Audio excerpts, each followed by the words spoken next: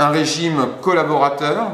Le début officiel de cette collaboration de l'État est marqué par l'entrevue de Montoire entre Hitler et le maréchal Pétain le 24 octobre 1940. Cette mise au service de l'administration, de l'économie et de la main-d'œuvre française est sans doute tactique pour la plupart des vichistes qui pensent obtenir des compensations de la part du régime nazi.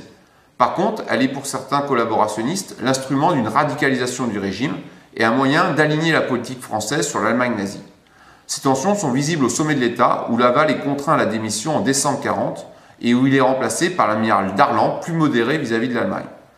Mais la politique de collaboration ne change pas vraiment d'orientation. Par contre, la pression allemande va être de plus en plus forte tout au long de la guerre.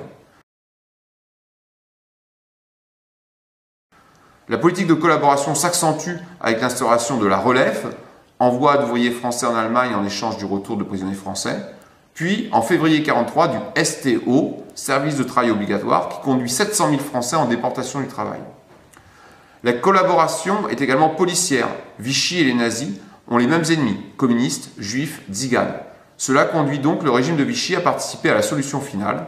76 000 juifs des 700 000 vivant en France sont déportés. 2500 seulement reviendront.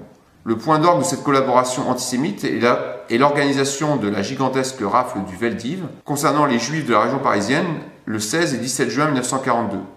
Cette rafle est planifiée et réalisée par les seules administrations et forces de l'ordre françaises sous la direction de René Bousquet.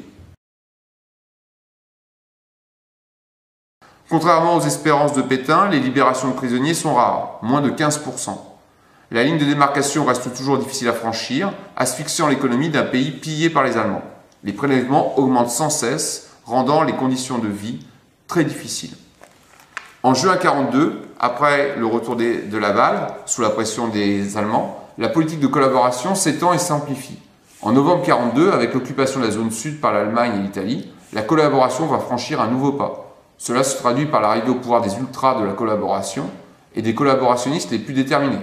Philippe Orion à l'information, Joseph Darnan, dirigeant de la LVF, est nommé secrétaire d'État au maintien de l'ordre. Marcel Déat devient secrétaire d'État au travail et à la solidarité nationale.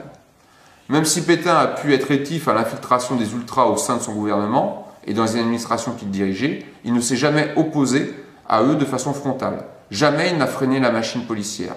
Il n'a jamais démissionné ni condamné les exactions de la milice et a cautionné l'envoi de milices françaises sur le front russe sous l'uniforme allemand, les fameuses LVF, Légion des volontaires français.